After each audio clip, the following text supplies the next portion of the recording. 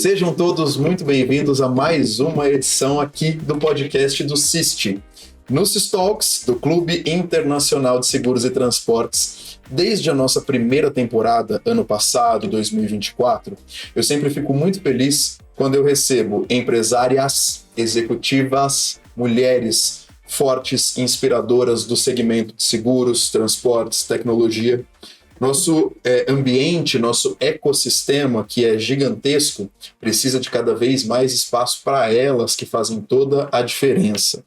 E hoje eu estou duplamente feliz, porque a minha convidada é uma mulher, é dessas mulheres inspiradoras, fortes, guerreiras. Ela é CEO de logo 2 empresas, e eu estou duplamente feliz porque eu tenho a satisfação de tê-la como amiga. Uma década que a gente se conhece, trabalhamos juntos por muitos anos, inclusive nas empresas das quais ela é presidente, a CEO, Procondutor e Hyundai. Então, aqui no CIS Talks comigo eu tenho a alegria de receber a grande Cláudia de Moraes. Cláudia, bem-vinda, minha querida. Obrigada, Cris. É sempre um prazer, né, estar aqui com você. Eu acho que é o que você falou, né? A gente tem tanto tempo de amizade, a gente trabalhou junto, a gente compartilhou, né, uma vida profissional e pessoal de alguma forma. Sim. Também. Então é um prazer estar aqui, e acho que é um prazer ainda quando eu ouço você reverenciar o papel feminino nesses segmentos, porque a gente sabe que a presença feminina no segmento de transporte, de tecnologia, de logística, não é uma presença tão constante, né? A gente está aumentando agora o número de mulheres nesses segmentos, e eu fico muito feliz quando eu vejo, né, essa valorização do papel feminino nesses segmentos. Obrigada pelo convite, obrigada por estar aqui na audiência do CIST, que é um grupo, um ecossistema que eu gosto bastante, gosto de fazer parte, gosto de participar. São muito queridos. Não, e assim, mulherada que merece cada vez mais destaque, acima de tudo porque entrega muito, porque performa, porque faz. Então, obrigado, Cláudia, mais uma vez pela sua presença. O CIS Talks é um oferecimento da Porto Seguro, a quem eu agradeço, mando um abração para toda a equipe da Porto, obrigado pela parceria de sempre. E hoje a gente vai falar sobre um tema que vem percorrendo os nossos bate-papos nos últimos 10 ou 15 episódios aqui do CIS Talks, que é o futuro da nossa mão de obra qualificada, necessariamente qualificada, desta figura fundamental que é o condutor, que é o motorista que de fato conduz a logística do nosso país e do mundo. Cláudia, bom, como você sempre traz com muita clareza e importância, eu queria começar perguntando sobre isso. Nosso episódio está indo ao ar agora. Recentemente você esteve num evento do CIST, falou sobre esse propósito, essa importância, sobre essa necessidade de nós olharmos para os futuros motoristas, porque senão, eu vou até usar a sua palavra, senão a gente vai colapsar. Sim. É bem isso mesmo. Bom, eu acho que a gente vive um problema, né? Um problema talvez não tão grande hoje, já é um problema. As empresas enfrentam essa falta de mão de obra preparada, especializada para a condução de veículos profissionais, mas esse problema vai se agravar muito ao longo dos anos se a gente não fizer nada. Então, assim, acho que é uma coisa que eu falei no evento e que é importante: a mão de obra do motorista profissional, do motorista que faz o transporte de mercadorias, ela é uma mão de obra olhada por todo o ecossistema como uma mão de obra operacional. Então, assim, ele é um ente operacional na cadeia de logística. Eu preciso do motorista, né, assim como eu preciso de uma mercadoria, como eu preciso de um equipamento. E, na minha visão, o motorista, exatamente pela importância que o transporte rodoviário tem no nosso país, ele deveria ser olhado como um ente estratégico, né? Por quê? Um motorista bem desenvolvido, profissional, que tem consciência da importância dele, do papel dele no ecossistema logístico, ele vai trazer benefício para a empresa e vai trazer lucratividade para a empresa, né? Porque ele vai fazer a entrega do ponto A ao ponto B com qualidade, a mercadoria vai chegar lá sem nenhum tipo de sinistro e vai cumprir ali o trabalho dele. Isso para a empresa representa economia, né? Representa a diminuição de custos operacionais que tem em toda a cadeia. Então, eu acho assim, a gente tem um problema aí que está se apresentando, está posto em cima da mesa, todo mundo sabe, né? E nesse momento, acho que faltam políticas, né? Falta trabalho em cima disso para que a gente realmente não chegue nesse momento de colapsar por falta de mão de obra especializada. E tem necessidade de geração de emprego no nosso país. Sim. Por outro lado, tem oportunidade de emprego para esse futuro potencial motorista profissional, condutor profissional. Antes da gente começar aqui o nosso episódio, a gente estava batendo papo. A gente sempre, né, eu e Cláudio, quando a gente se encontra, é muita conversa. E a gente estava justamente batendo papo sobre isso. Assim, quando você olha 2015, 2016, não vou me lembrar a data exata, quando nós tivemos aquele episódio ali da curta greve dos caminhoneiros, a gente teve muita clareza do quanto nós dependemos deste modal. País parou. O país parou. Porque nós não temos plano B. Não. Né? Nós dependemos deste profissional. Sim. E então, como eu comecei aqui a minha abordagem, há espaço, há profissionais no mercado disponíveis para se capacitarem como motoristas? Eu acredito que sim.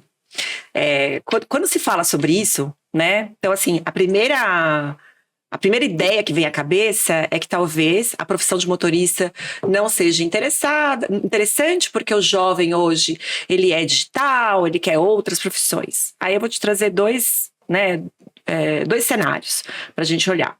O primeiro cenário é o CadÚnico, que é uma base de dados ali do governo federal, de pessoas que se inscrevem para receber ali os benefícios sociais que o governo disponibiliza. Tem vários benefícios, né?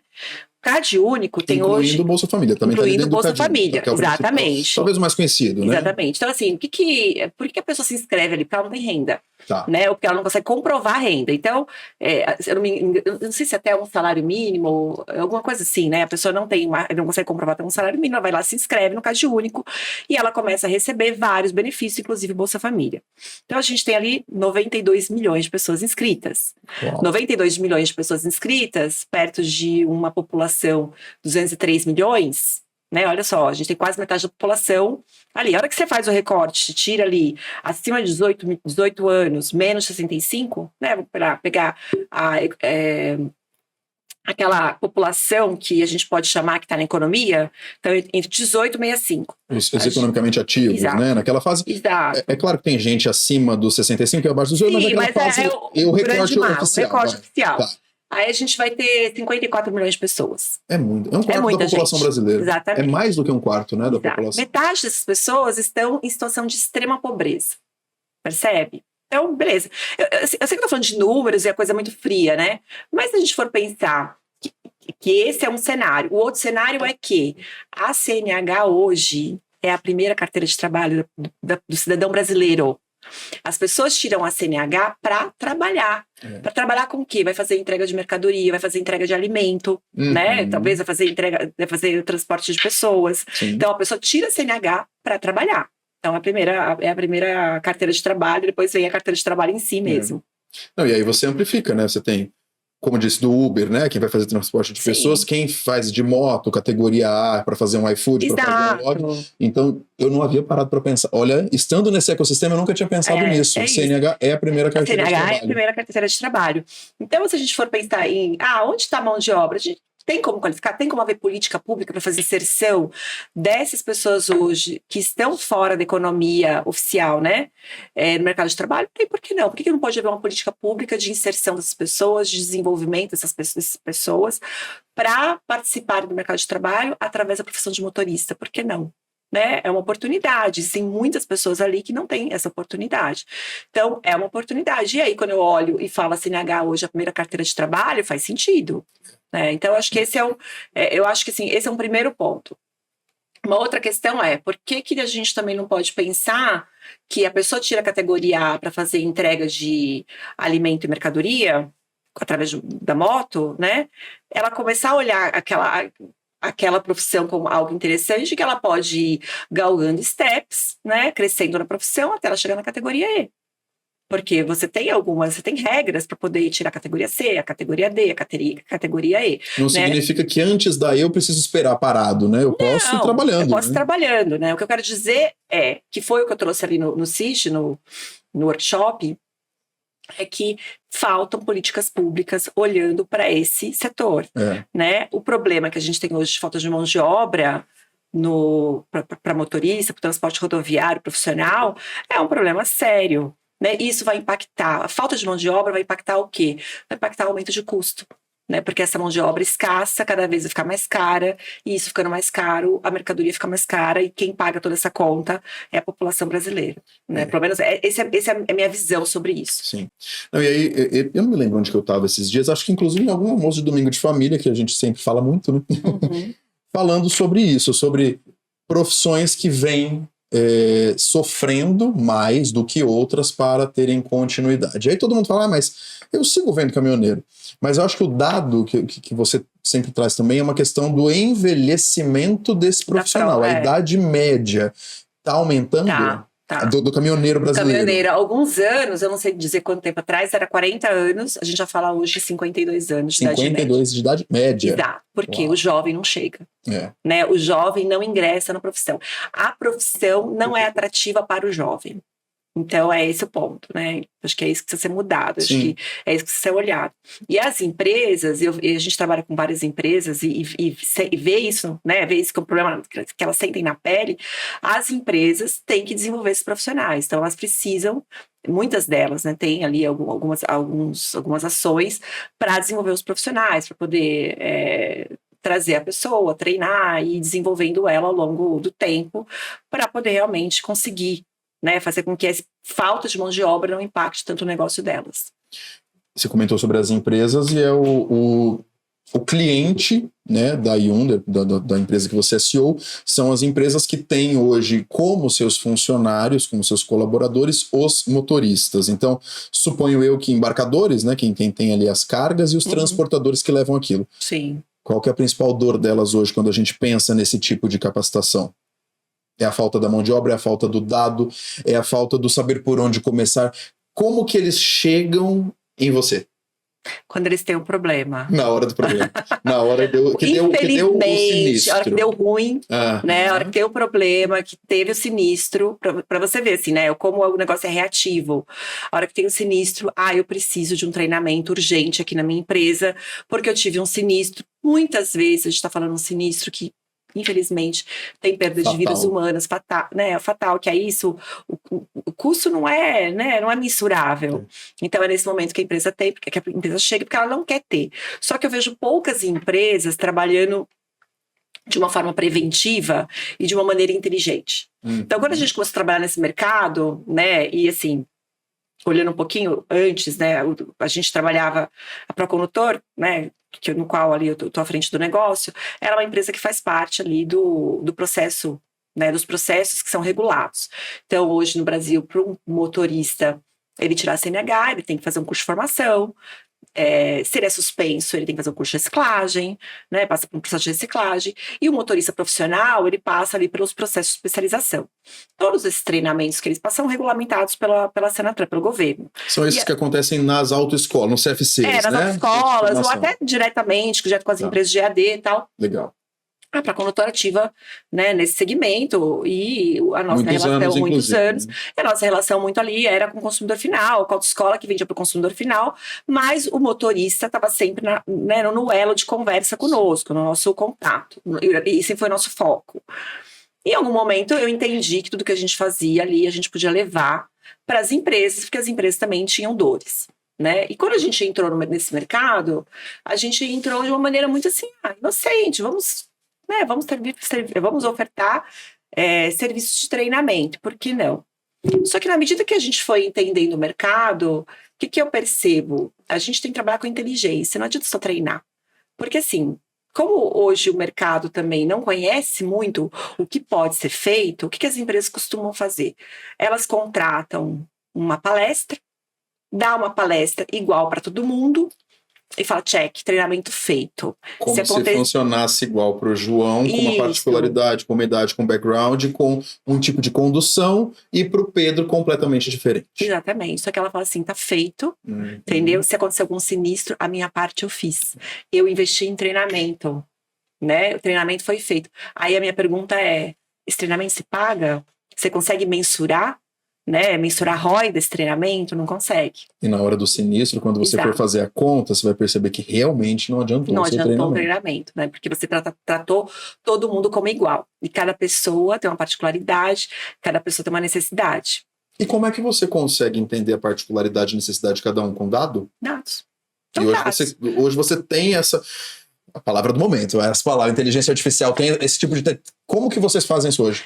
Acho que antes disso, né? Antes disso, eu vou pegar um problema do mercado. Tá. Você está no mercado, você conhece bem esse mercado. Conheço. 90% das empresas tem uma telemetria instalada no veículo. Isso. Certo? A maioria das empresas tem uma telemetria. Então, elas sabem o que acontece. Qual é o problema das empresas com telemetria? Como eu resolvo? O que eu faço? Eu sei que aquilo existe. O que eu faço a partir desse conhecimento, então, assim, né? Eu tenho a telemetria, eu tô vendo que isso vai acontecer, eu tô vendo que eu tenho um problema com o motorista que dirige mal, o motorista não recebe essa informação fica na mão do gestor, que muitas vezes no dia a dia dele, ele não tem tempo de dar feedback, de conversar com o motorista, falar, olha, você precisa melhorar nisso, aquilo. Não faz isso. Então, acho que o primeiro ponto é esse. Uma informação que está aí, as empresas investem em milhões para ter um sistema de telemetria nos veículos. E o que elas fazem com isso? Pouca coisa. Né? Acho que isso não vou dizer que não faz nada, porque é uma mentira, senão elas não continuariam investindo. Mas fazem pouca coisa de forma efetiva. Né? Então, o que a Hyundai faz? A gente utiliza de dados como a telemetria, a gente utiliza de dados como, por exemplo, dados que estão na base Renach, né, do condutor, e são dados da CNH, quando que ele tirou a CNH, quando que vem a CNH, coisa simples, compliance em CNH, né, porque é o seguinte, muitas vezes, a maioria das vezes, o profissional que vai provocar um sinistro é um profissional que já tem um comportamento de risco. Ele não já é deu do nada. Sinais. Se você fala assim, é sabido, 90% dos sinistros acontecem por comportamento humano, negligência, imprudência e imperícia, fato. Né? Então, é um comportamento, a pessoa já é daquele jeito. Então, já tem sinais. Se eu consigo identificar dentro de um grupo de pessoas que eu tenho uma parcela de profissionais que tem um risco, né, tem um comportamento de risco, eu vou atuar de uma forma diferente com aquelas pessoas que normalmente é uma parcela muito pequena. É a menor. É a menor parcela que você quase não enxerga, entendeu? Você vai atuar de uma forma e com os demais atuar de outra forma. Sim. Então, a gente entende hoje que o treinamento, ele tem que ser trabalhado com inteligência. Então, a Hyundai, ela se apropria dos dados, né? Os dados de telemetria, os dados das bases governamentais que a gente consegue ter acesso, que a gente tem permissão para ter acesso. A partir desses dados, a gente estabelece ali um perfil profissional, a gente chama um perfil de risco, de risco comportamental, e para cada perfil de risco, a gente vai apresentar um modelo de treinamento diferenciado. Além do modelo de treinamento, o que também a gente acaba oferecendo? A gente tem uma parte ali que o motorista ele acessa, então ele tem como enxergar. Ele tem como enxergar, por exemplo, quais são os principais eventos de telemetria que ele causa. Então, qual é o problema dele? Então, imagina, você sempre gosta de fazer essa correlação. Se você utiliza algum aplicativo de academia para treino? Sim, uso. Tá. Quando você faz um aplicativo de academia para treino ou dieta, se você começa a acompanhar os seus indicadores, você começa a perceber o que você precisa melhorar. Exato. O que você faz? Sem ninguém te falar nada. Eu tô precisando melhorar a minha constância. Exato. Então eu tenho que ir mais vezes. Eu tenho que reduzir o número de vezes que eu como fora. Exato. Você vai criando estratégias. Exato. Então você vai criando estratégia para poder resolver seu problema. A mesma coisa. Quando você dá ciência para o motorista, né, de quais são os problemas que ele tem ali, quais são os eventos de telemetria que ele causa, quantas vezes ele causa aquilo no mês, ou qualquer outra informação que é importante para ele saber, ele começa também a fazer autogestão. Entendi. Então a gente ele começa a se policiar, se cobrar e buscar evoluir, melhorar, mudar um comportamento de risco. Exatamente, porque ninguém quer ficar ruim. Ninguém quer ser ruim no ranking, ninguém quer ser mal avaliado, aquela informação que ele tem lá, o gestor dele também está tendo, a empresa que ele presta serviço também, né, tem essa informação, entendeu? Então ele começa a fazer uma autogestão. E fora isso, o sistema ele dá um feedback para ele, né, através de inteligência artificial. A gente tem uma inteligência artificial própria que foi treinada no CTB, né, no Código de Trânsito Brasileiro, então ele conhece as infrações e também padrões internacionais de telemetria. Então ele vai receber aquele volume de dados, tem toda uma inteligência ali, trabalhando, e ele vai dar o feedback de acordo com o perfil de cada usuário, de cada motorista, e feedbacks desde comportamentos que ele tem que ter, do que ele precisa melhorar, até também toda a parte de treinamento que a gente vai entregar, sejam, né, em pequenas pílulas durante o dia de mudanças comportamentais que ele precisa ter, a um curso EAD, a um treinamento prático ou a um treinamento num simulador, porque aquele profissional tem um perfil de risco, por exemplo, ele pode causar um tombamento de mercadoria. Então, a gente vai orientar, põe ele num simulador para realmente simular um tombamento, para ele entender o que acontece com as decisões que ele toma. Então, basicamente assim que a gente resolve, né, as questões aí de treinamento. Eu me lembro que alguns poucos anos atrás falava-se muito que os dados são o novo petróleo. E eu sempre olhei com muita reticência para aquilo, porque eu falava, o que adianta ter um monte de dados se eu não souber lê-los, interpretá-los, né? Aí surgiu o termo minerá-los. Exato. Então, te ouvindo aqui, eu visualizo aqui, não sei se aparece meu papel aqui, mas eu estou rabiscando, mas eu visualizo um grande hub, porque você tem uma fonte com muitas informações. E aí aqui no meio vem essa grande interrogação, eu suponho, para o gestor do que eu sozinho faria o quê? Sim. Então você tem uma inteligência que vai te indicar o que o motorista precisa a partir da realidade dele, a partir do comportamento dele, e não a partir do comportamento do vizinho ou do colega. E isso leva a uma palavra que eu acho que a tecnologia nos traz muito, e você me corrija se eu estiver errado, que é a personalização. O que funciona para a Cláudia vai ser aplicado para a Cláudia, certo? Sim, é isso. Acho que a personalização que funciona para as pessoas são diferentes, aprendem de forma diferente, a gente também leva isso em consideração, né? Eu acho que é importante relembrar, a Hyundai é uma EdTech, né? As empresas do grupo são empresas de educação, né? A gente trabalha com tecnologias para a educação. O nosso ponto é como que eu educo, como que eu entrego conhecimento, aprendizagem de uma forma mais eficiente. E no nosso caso, a gente entrega com tecnologia, com inteligência de dados, porque a gente entende que as pessoas são diferentes, aprendem de forma diferente e precisam de informação diferente. Né? Eu acho que esse é o principal. E não é à toa que a inteligência artificial está aí para isso, que é para ajudar nesse sentido também. Eu acho que tem um super propósito aqui, né? Eu me lembro com memória fotográfica, quando éramos apenas pró-condutor, e você, a dona dessa ideia, falou, mas o mercado corporativo precisa disso, né? Eu lembro do nascimento da Hyundai, do nome. Isso é muito legal de acompanhar tantos anos depois. Eu acho que tem uma palavra aqui muito interessante que é propósito. Esse propósito transformador, porque mais do que, eu vou usar a palavra para ficar no universo logístico, mais do que entregar novos profissionais ou melhores profissionais condutores, a gente está falando de preservar vidas. Sim. A gente está falando de manter famílias. Como é que é para você olhar o lado do propósito da sua atuação? Cara, acho que isso é o que mais me faz apaixonada pelos negócios no qual eu tô à frente, né? Pelas empresas, pelo que a gente faz. A gente podia fazer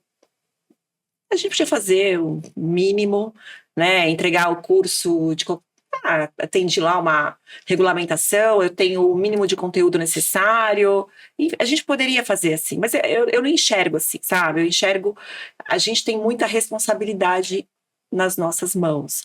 A gente pode mudar um pedacinho do negócio, a gente pode fazer um impacto de forma positiva. Se a gente relembrar, né, o número de vítimas nas estradas e nas estradas, no trânsito brasileiro, chega aí perto de 40 mil pessoas por ano, é muito parecido com de uma guerra. Né? São muitas famílias destruídas. E quando você pensa que isso é causado por pessoas, por comportamentos humanos, por negligência, né, por coisas que podem mudar, e a gente olha o nosso papel nisso, e eu entendo que a gente tem como fazer parte dessa mudança. Então a gente olha, desde quando a gente vai desenvolver o treinamento, o curso, a gente olha com atenção, sabe? O que está sendo falado, quais são os principais fatores de risco, como que eu vou conversar, quem é meu público-alvo, como que eu me comunico com um jovem que está tirando a CNH agora, que vai dirigir uma moto para fazer uma entrega de mercadoria, como que eu vou me comunicar com um profissional já de meia idade, que está indo tirar a categoria E, a categoria D, para fazer o transporte de um produto perigoso, por exemplo. exemplo. São formas diferentes de comunicar, são estratégias diferentes de entregar conteúdo, de entregar aprendizagem, e são tecnologias diferentes também, né? Então, claro que sempre a gente vai olhar, são empresas privadas que têm foco em lucro, claro, mas o propósito daquilo que a gente faz, o impacto, quando você vê as empresas reduzir a minha sinistralidade. Eu vou dar um exemplo aqui de uma empresa grande do setor de alimentos e bebidas, que eles estão com a gente desde 2022, e eles tinham aproximadamente 3 sinistros fatais, né, 3 mortes por ano. Zero. Desde que começaram a treinar aquele grupo de pessoas conosco, reduziu-se a 0 sinistros, né, que é o número ideal. Zero. Tem que ser zero, né? Sim. E aí, a hora que você olha lá, diminuição de custos de combustível, de manutenção de veículos, 5%. 5% de uma operação de 4 mil veículos, 4 mil é muito dinheiro. Então, assim, a gente entrega treinamentos que eu consigo comprovar ROI, entendeu? E mais do que isso, né, que a gente preserva vidas. Porque a hora que você pega ali um feedback de um motorista que fez seu treinamento e fala assim, eu não sabia que acontecia isso, ou eu nunca mais vou beber e dirigir, porque eu não tinha, né, noção do impacto disso. Pode ser, são muitos comentários que a gente recebe, mas um comentário que eu receber, que a pessoa mudou o comportamento, já tá, sabe, valeu o trabalho. Já comprova que você tá no caminho, né? Então, eu acho que trabalhar, né, utilizando tecnologia, educação para ter esse impacto positivo, saber que de alguma forma você está ali reduzindo sinistralidade, né, contribuindo com o país para diminuir os números, acho que é super gratificante. Você sabe que vindo para cá hoje, no dia da nossa gravação, eu estava rememorando, essa é a nossa 3ª entrevista. Eu apresentei o Mobcast, que era o podcast do Instituto Mob, que é o Instituto de Mobilidade Humana, né, que tinha muito foco na época numa mobilidade, né, bem geral, de forma humana, inteligente e segura. Entrevistei a Cláudia. No Allcast, que era o podcast, que é o podcast da Angelira, que eu também era apresentador, entrevistei a Cláudia. Esse é o nosso 3º bate-papo oficial, fora, né, uma vida de conversas e anos trabalhando juntos. E nesses anos todos de relação, você usou a palavra tecnologia, evolução e o quanto que isso é gratificante. Nesses anos todos você acompanhou muita mudança. Sim. Muita mudança no mercado, muita mudança nas empresas e muita mudança no poder público. E você começou falando, né, sobre a necessidade de termos cada vez mais políticas públicas que olhem para esse ecossistema. No seu ponto de vista, olhando para essa tríade, sociedade, empresas, poder público, como elas conseguem se conectar num caminho único para que a gente tenha uma mobilidade mais segura, para que a gente tenha transportes mais eficientes, para que a gente tenha pessoas mais capacitadas? Também estou um pouco ousado aqui, né? Você fez uma pergunta de milhões, né? Ministra dos transportes do nosso país. Nossa, você quer fazer uma pergunta de milhões. Difícil. É quase uma tese de TCC. É quase uma tese de TCC, hein? Não faria para qualquer pessoa, sei que você é a pessoa para isso. Estou me sentindo desafiada aqui. Cris, cara, assim, eu acho que é complicado isso, sabe? Porque quando a gente fala de política pública, a gente vai falar de muitos interesses, diversos interesses. Então, a gente, talvez, né, com o meu conhecimento, assim, que eu vejo talvez falte um pouco, falta talvez um ente protagonista, sabe? Alguém que faça a conexão dessa tríade. Sim. Né? Porque a gente sabe que para haver política pública tem que haver ali um trabalho institucional levando o problema, né? Tentando fazer a conexão. Tem muito que se fazer, há muito que se fazer, né? Há muito trabalho para ser feito. Mas eu acho que eu acho que falta um protagonismo nisso, falta alguém protagonizar isso. Eu acho até que o Ministério dos Transportes teve ali um movimento interessante quando criou lá o RNPC, Sim. né? Mas tá parado. E ali, aquilo tinha um pouco a ideia, né? O RNPC é o Registro Nacional do Positivo do Condutor, né? Qual é a ideia? Quase que o Serasa do condutor, né? Qual é a ideia básica desse banco de dados, dessa iniciativa? É que os bons motoristas, né, através da base de dados ali do RENAT, do RENAINF e tal, Eles fariam parte desse banco, eles fazem parte desse banco, né? E ali, através de... aí teria conexões de empresas que saberia quem são esses bons motoristas, se conectariam com esse banco, saberiam quem são esses bons motoristas, e a partir disso, essas pessoas teriam alguns subsídios ou alguns benefícios. Quase uma gamificação, né? Eu sou recompensado por um comportamento adequado, né? Sim. Eu fazia parte do RNPC, acho que eu tomei uma multa, eu perdi. Né? Eu recebi eu nunca infelizmente. Eu recebi uma notificação de que eu não estava mais no banco. Então, assim, é uma iniciativa interessante, mas não houve um trabalho institucional para que realmente as empresas elas fizessem parte, para que as empresas criassem benefícios, entendeu? Sim. Então, esse é um exemplo. Esse é um exemplo de uma política pública que foi criada, tem uma ideia interessante, um objetivo importante, mas que não avançou. Então, para conectar esses 3 elos aí da sociedade, governo, empresas, eu acho que falta esse protagonismo, sabe? E eu criaria um quarto P. Existe o termo PPP, né? As parcerias público-privadas. Eu acho que tem que ser uma parceria público-privada população. Tem que ter mais um P nessa sigla, para que haja mais participação coletiva, para que de fato a gente escute mesmo o motorista lá na ponta. O que dói para o cara que sai do Rio Grande do Sul em Porto Alegre e dirige até Manaus. Né? O quanto a gente está escutando esses motoristas. Uma das coisas que eu sempre trago, né? A profissão de motorista profissional, caminhoneiro, ela foi muito solitária no passado. Você passava quanto tempo naquela estrada falando com alguém, quando muito pelo rádio, PX. Hoje não. Primeiro que você está dirigindo um supercomputador. Tem muita tecnologia embarcada naquilo. Então você jovem que está entrando, começando uma carreira, aquilo é alta tecnologia. Os caminhões hoje em dia são absurdos. Convido inclusive as pessoas que não conhecem a conhecerem.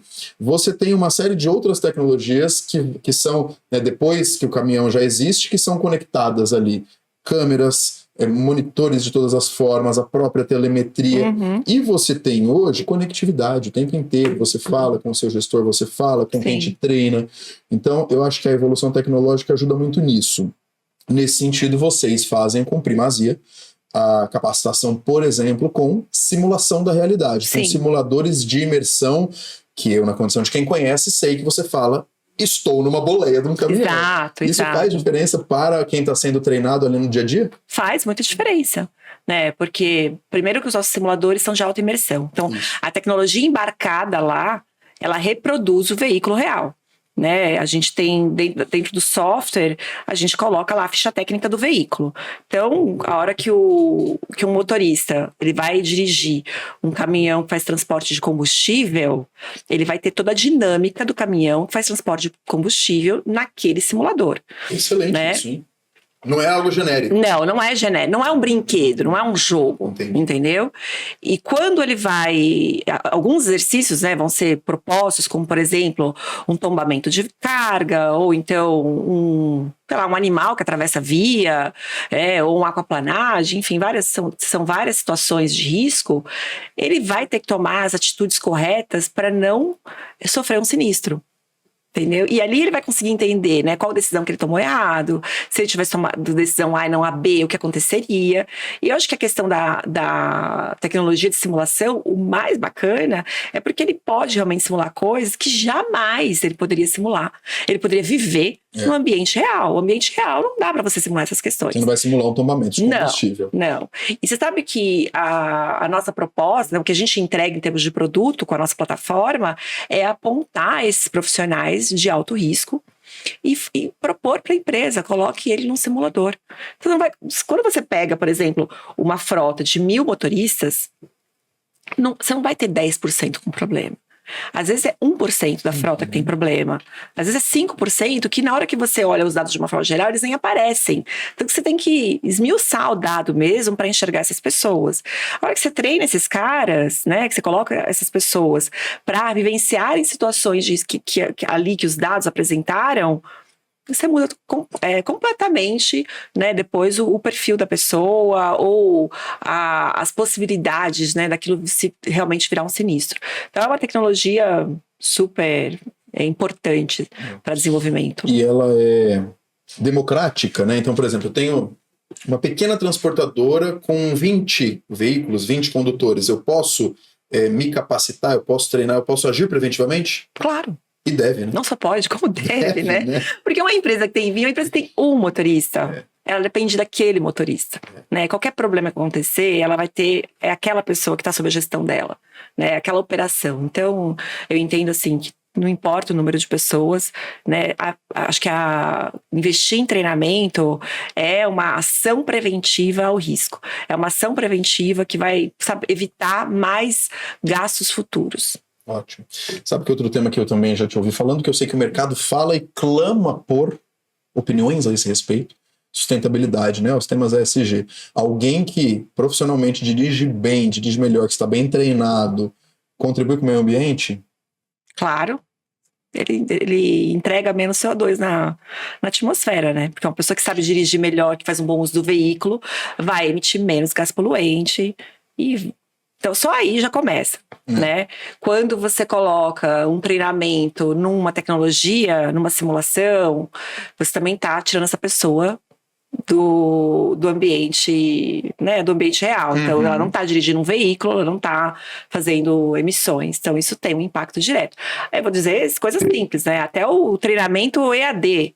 Se você pensar num volume de pessoas que vai fazer um treinamento presencial, que se desloca, que pega, às vezes, um transporte público, e a gente sabe hoje que o EAD hoje tem tecnologias suficientes para entregar conteúdo com qualidade, né? Também tem um impacto aí em diminuição de emissões. Muito bom. Ô, Cláudia, essa pergunta eu sempre quis te fazer e sempre esqueço, mas eu não vou esquecer dessa vez. Ah, meu Deus, o que será? É boa. Todos esses anos, né? Seja para condutor ou Hyundai, mas especialmente Hyundai. Vocês já treinaram alguma caminhoneira, motorista, condutora, mulher? Já? Opa! Tá crescendo? Já. Tem algumas, assim, tá crescendo, né? Tem algumas empresas, tem iniciativas para mulheres, para a inclusão de mulheres como motoristas, né, na frota. Normalmente são empresas que vão trabalhar aquelas, né, mais região urbana, eles fazem alguns programas específicos, né? Eu acho assim, acho que também eu gosto de trabalhar com dados, né? Quando eu falei lá do CAD único, que eu acho que é interessante, 52% são mulheres. 52% de quem está no CAD 52% são mulheres, né? E hoje... Eu anotei daqueles 92 milhões de pessoas. Exato. E hoje, eu não sei te falar números, porque eu não guardei, mas hoje o número de mulheres chefe de família é maior que o número de homens. Que sensacional. Entendeu? Então, assim... ter iniciativas, né, público-privado, para a inclusão de mulheres como caminhoneiras, como motoristas, é super importante. E aí, né, até o que poderia ser feito, vou aproveitar até essa deixa, né? A gente precisa rever infraestrutura para a mulher, né? O trato mesmo, não dá para você imaginar que o trato é igual. E também entender que a mulher tem uma jornada diferente, né? Talvez essa mulher que vai fazer a última milha da entrega, tem algumas empresas que já fazem isso, na última milha a frota é exclusivamente de mulheres, ou, né, transportes que ela vai e volta no mesmo dia, que não vai ficar às vezes, né, a semana inteira viajando, enfim, mas tem. Então, só respondendo a sua pergunta, a gente já treinou mulher, a gente vem treinando cada vez mais, e uma coisa bem legal também, né, a gente também tem visto aumentar o número de instrutoras mulheres, né? Porque a gente sempre tem o papel do instrutor, né? O instrutor que vai dar o treinamento. Sempre tem muito mais homem que mulheres. Então eu fico muito feliz quando a gente tem mulheres também serem instrutoras. Muito bom. E, aliás, ouvir essa sua resposta completa vindo de uma chefe de família, aliás, beijo para Sara. Tem isso mesmo. Excelente ouvir, muito bom. Bom, tudo que a gente fala quando a gente pensa nos assuntos conversados aqui são temáticas de futuro, né? De continuidade, não só do segmento, mas da nossa sociedade, né? Claro. Porque tudo isso aqui está relacionado ao nosso amanhã. Mas o objetivo é diretamente, e o futuro próximo, né? Você falou muito dos dados, falou da inteligência artificial, o que vem agora para o futuro da Hyundai, o futuro da Procondutor, para o futuro das empresas que a Cláudia lidera? Cris, eu acho que cada vez mais a gente vai falar de inteligência, né? O que a gente está buscando é cada vez mais trabalhar com inteligência, inteligência de dados, com tecnologia. Eu entendo muito que a inteligência artificial, ela vem sim com uma grande mudança de pensamento, de mindset, de forma de atuar. Então, o que a gente vem trabalhando nos negócios é para entregar isso. Então, em termos de, especificamente da Hyundai, quando eu falo assim, a gente tem a questão do treinamento, cada vez um treinamento mais no perfil, né, mais individualizado para o motorista, onde eu consiga ler os dados dele, onde eu consiga entregar para a empresa mais informações para que ela tome boas decisões. Então, eu quero apresentar para ela o problema, até naquela proposta que você falou, né, os dados é o grande petróleo. Não é bem assim, né? Não adianta você ter dados e não saber o que fazer com eles. Não adianta um gestor de frota abrir uma tela, ver muitos dados e não saber o que ele tem que fazer. E o que a gente entrega para ele é assim, né? Claramente, ele abre a tela e a gente fala, teu problema tá aqui, tá aqui, tá aqui, tome decisões, né? E a gente orienta as decisões dele. E também, o que a gente está desenvolvendo é que a nossa inteligência seja cada vez mais especializada nas operações das empresas. Então, se eu tenho uma operação de transporte de produto perigoso, exemplo, vou falar de combustível, de gás, a operação ela é específica, ela tem as suas questões individuais, né? E um transporte de alimento é outra operação, tem outras necessidades. Então, a nossa inteligência, ela vai chegar a ponto de ser especialista no negócio do cliente. Então, é aí que a gente vai chegar, né? O treinamento, ele sempre vai ser um meio, ele entrega, mas eu penso que o futuro é a inteligência mesmo. É como que eu faço isso da forma mais inteligente, que o nosso cliente consiga perceber realmente o ganho, né? O benefício, a gente entregar ROI, né? E no final do dia, preservar vidas. A logística agradece, o Brasil agradece. Excelente, muito bom. Sempre bom te receber. Obrigada. Eu encerrei a nossa última entrevista dizendo que ia te convidar de novo, ia conversar com você de novo, e encerro essa dizendo a mesma coisa. Com certeza teremos muitas outras pela frente, porque o conteúdo que você divide conosco, com quem te ouve, ele é muito rico. Porque ele, é legítimo, mais de uma década fazendo isso todos os dias de corpo, alma, mente, coração. 2, é necessário. Sim. Nós precisamos falar disso para o nosso futuro. Claro. E para o nosso presente. Para o nosso presente também, né? Então, muito obrigado, Cláudia. Sempre imagina, bom te receber, conversar contigo. Eu que agradeço. Me chame quantas vezes puder.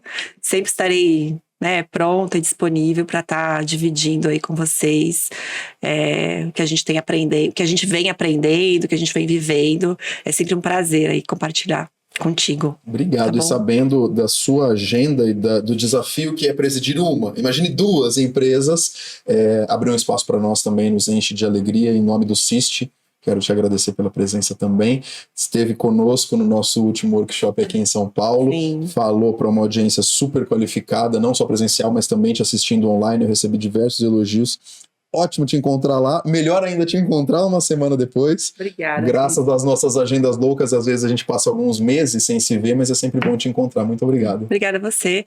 Obrigada a toda a audiência do CIST, né? E a gente fala de novo já já. Já já. Obrigada. E conhecendo a Cláudia, sei que todo mundo que quiser falar com ela, falar com a equipe da Hyundai, falar com a equipe da Procondutor está à disposição. Então eu vou deixar os contatos aqui da Cláudia e dos times, porque são assuntos que realmente são necessários, impactantes, fazem parte do nosso dia a dia e podem ser transformadores para você, futuro motorista, motorista atual, ou para você, empresa, para você, transportadora.